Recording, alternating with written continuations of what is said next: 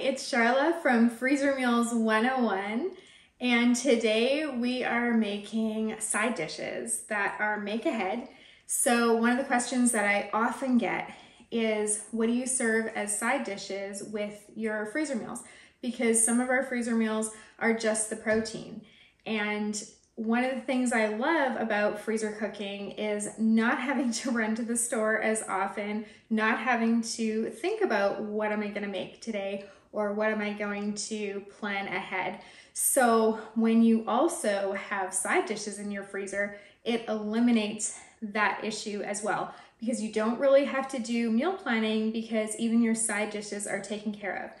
So I hope that I'm able to show you today how easy it can be for you to also fill your freezer with some side dishes and pull those out to make alongside of your proteins so that all of dinner is taken care of.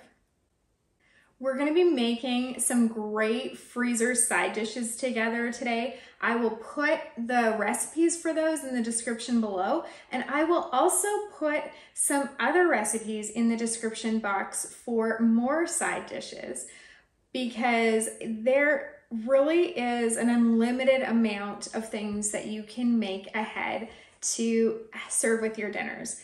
Now, there obviously are things that don't freeze well, so you can't take a lettuce salad and put that in the freezer, although there are things that you can do to make things ahead for your salads, but the lettuce and things like that are not gonna, and cucumber, don't freeze that. But there is so much that you can freeze ahead. So the first recipe we're gonna be making today is a buffalo ranch broccoli or cauliflower dish. Now today I'm doing it with just broccoli, which ironically enough, I'm allergic to, so I can't touch it or eat it. But my kids, some of them really like broccoli, and I of course like that it's healthy, so I do make this on occasion. A lot of times when I make this, I make it with just the cauliflower or with a mix of the broccoli and cauliflower. Of course, I prefer just the cauliflower because then I can eat it. But like I said, I do like my kids to be able to eat broccoli, so we're gonna do this up with broccoli today. I have quadrupled the recipe, so I've measured out 3.5 cups of broccoli 4 times into this bowl. And then I'm going to go ahead and quadruple all the rest of the ingredients. So again, the description or the recipe will be in the description box below, so you can check out all the quantities for everything that I'm using. This is just some dry ranch seasoning, and we get this at the bulk store because it's a lot less expensive than buying the ranch packets at the store. So then we're going to do, now I had to Google how much it was going to be because I didn't want to measure out like 3 tablespoons 4 times, 12 tablespoons. I thought that would be a lot of measuring out to do. So apparently it is exactly 3/4 cup. So we're just going to do 3/4 cup of olive oil and 3/4 cup of Frank's Red Hot.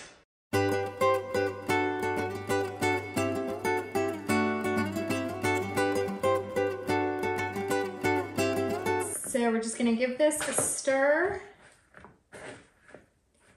Now you could also pop a lid on here and just shake it really well, but I didn't think to grab my lid, so we're just gonna give this a stir.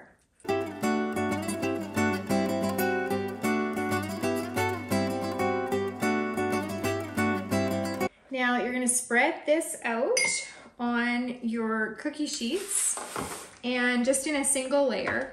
And then this will go in your freezer just like this.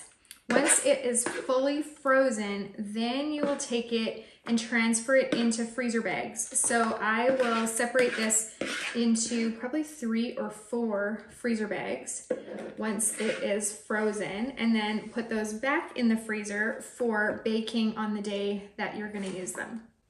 And the reason that you want to freeze this flat first is so that they don't stick together and it doesn't come out all in one clump. Okay, so easy as that. 4 ingredients, or if you'd use cauliflower too, 5 ingredients, and that's it. Delicious side dish 1 already done.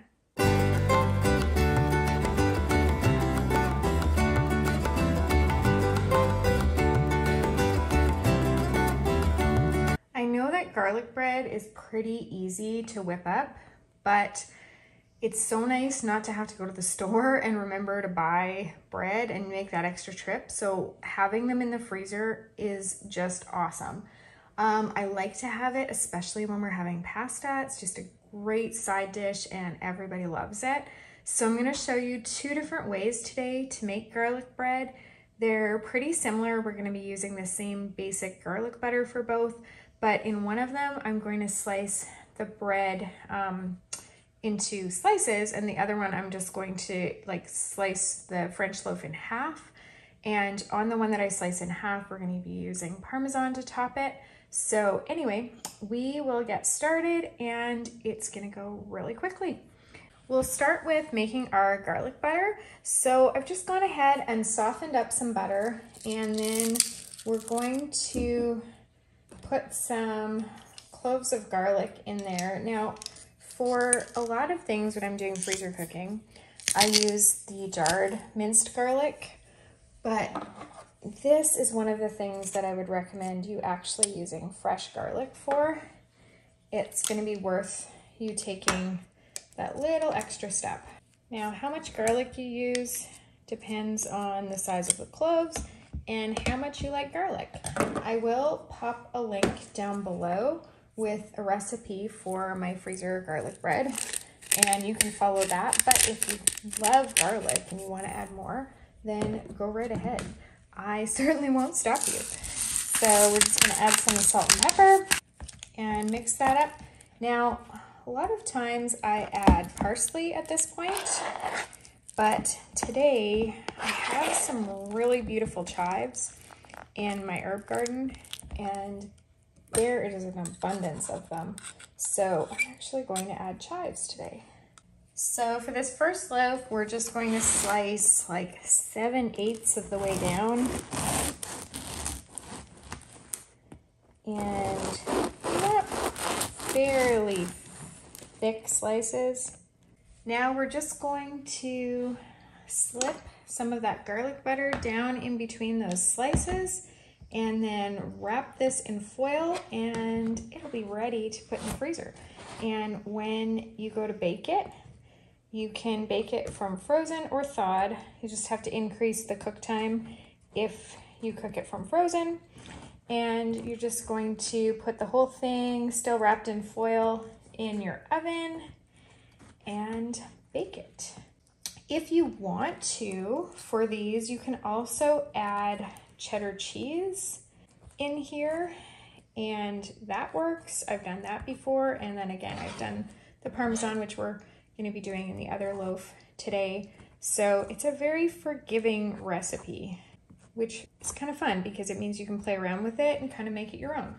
You want to make sure that you get that garlic butter on both sides of the bread down in there.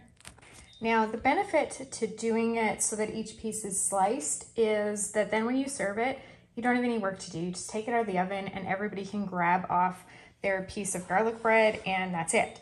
The benefit to doing it where you're only slicing it down the middle is, of course, that it's less work because you're just slathering the garlic butter right on there. But also the other benefit is that if you like your garlic bread crispy, then when you have this in the oven, you can actually bake it out of the foil on a cookie sheet, and at the very end of your cook time, you can just put it on broil for a few seconds or a minute, and then you get that nice crispy top, especially if you're gonna have cheese on there. You're gonna love having these in your freezer. They're great, especially if you have some spaghetti sauce in your freezer too. If you get unexpected company, you've got a full meal already. And of course, you'll love not having to run to the store to pick up a pre-made garlic bread or another French loaf or baguette.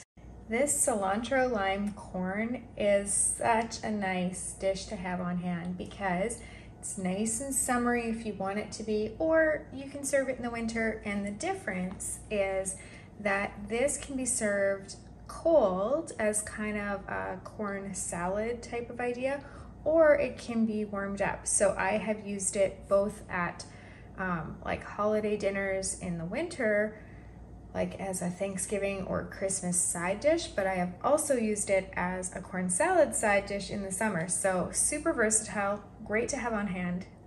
With that in mind, I'm actually doubling it today so that I can end up with 2 in my freezer so that I can use them more often.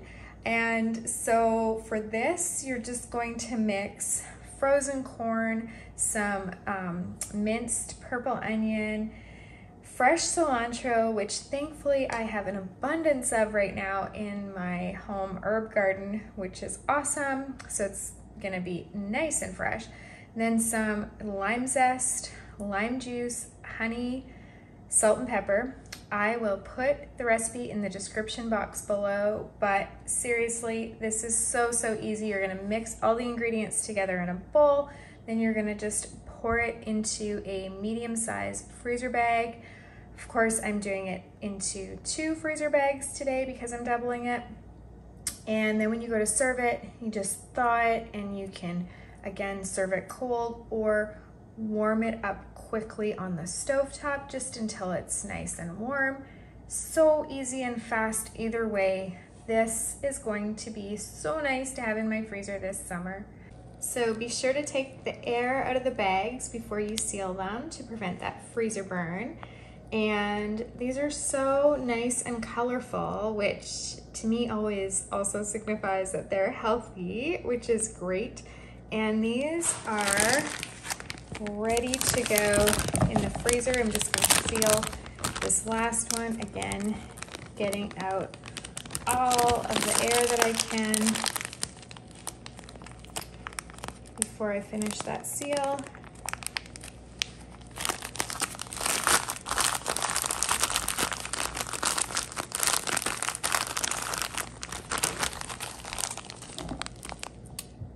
There we go, another side dish ready to go. So this next freezer side dish is a maple dill carrot one.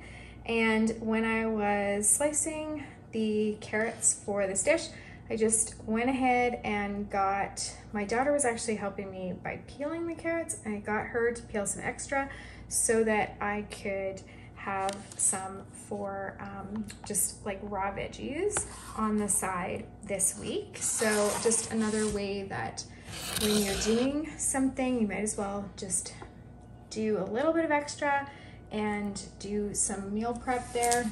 We've got 3.5-ish cups of sliced cubed, or not cubed, but like sliced carrots. So we're just gonna put that in a bowl there. And we are going to add some maple syrup, olive oil, sea salt, and some fresh dill. So the fresh dill is really the key here.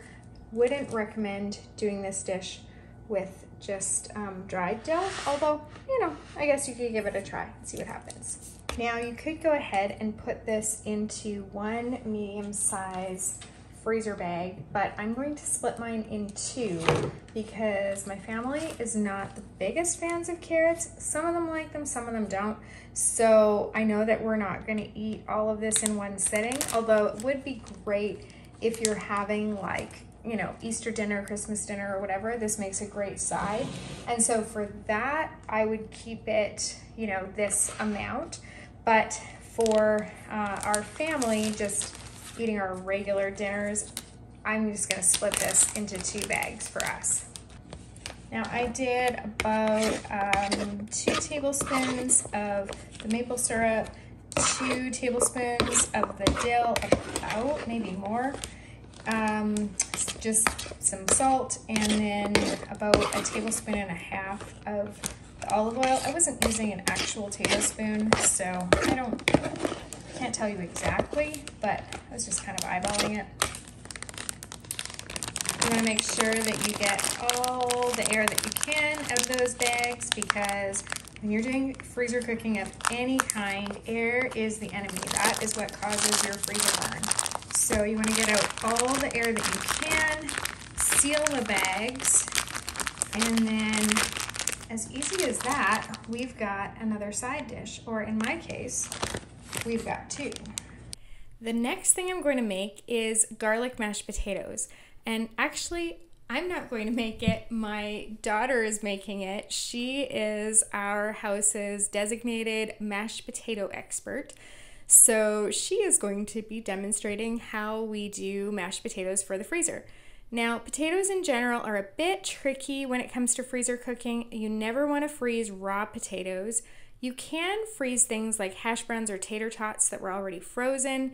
And in some cases, you can freeze cooked potatoes. So for this recipe, we are using cooked potatoes and mashing those up after they're cooked. We peeled them, but you don't have to peel them. When I do red potatoes for this, then I don't peel them. These were russet potatoes, so I did go ahead and peel them. And then some butter, salt and pepper, sour cream, and some chives and garlic. Of course, you've got to have garlic for the garlic mashed potatoes. Now, when it comes to freezing mashed potatoes, another thing that you want to stay away from is using milk. You can go ahead and use heavy cream or sour cream, but you don't want to use milk as it can cause things to separate a bit on the day you thaw them and reheat them. So once you whip your potatoes and everything all together and mash those, then you're going to go ahead and put this in a large freezer bag. Make sure you get all the air out again, seal it, and freeze. On the day that you reheat this, what you're going to do is place this, once it's thawed, into a casserole dish and put it in the oven. Now, sometimes what I do is I put a little bit of butter on the top, just a few little bits here and there. And that helps if you think it looks like it's going to be a little bit dry. But other than that, this is pretty much the same as if you've made your mashed potatoes fresh that day. And it's so nice not to have to worry about the work of mashed potatoes when you're going to be making a big dinner, like especially a holiday dinner. But even to have this, like have steak and mashed potatoes and gravy or whatever it is that you're going to be making, these are just so nice to be able to pull out of the freezer. So I think once you have a batch of these or several batches of these in your freezer, you're going to be pretty glad that you did. You can also cook the potatoes in the Instant Pot to make this go even faster. We just did ours on the stovetop. So there you have it, garlic mashed potatoes for the freezer. The nice thing about this next corn side dish is that it can be cooked in the crock pot. So that just makes it way easier on the day that you actually cook it up. It is a cheesy corn crock pot thingy. And I've decided to add jalapenos to it just for a bit of extra kick because I thought it would go really well. So this has frozen corn, cream cheese, cheddar cheese that's shredded, of course, butter, heavy cream, salt, pepper, and jalapenos. So it's not exactly like a super waistline friendly side dish, but it is delicious. So we're just going to actually throw this together in the freezer bag. It's gonna be super quick to put together. I'm not gonna bother making, like I'll squish it together a bit, but I'm not gonna bother making sure that the cream cheese is like fully incorporated or anything, because when you dump it in the crock pot, that's gonna melt and then it will be easy to stir in and better than me fighting with it today. So here we go.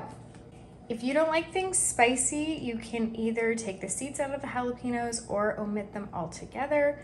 As always, you want to get all the air out of the bag before you seal it and pop it in the freezer. And then on the day you make it, you can throw the whole thing in the crock pot, either from frozen or once it's thawed. Just add a little bit of cook time on if you do it from frozen. Thank you so much for joining me today. I hope that you've seen how versatile freezer cooking can be with these side dish ideas. If you are looking for more tips and recipes, then I invite you to subscribe. If you have questions, please comment below. Happy cooking, guys.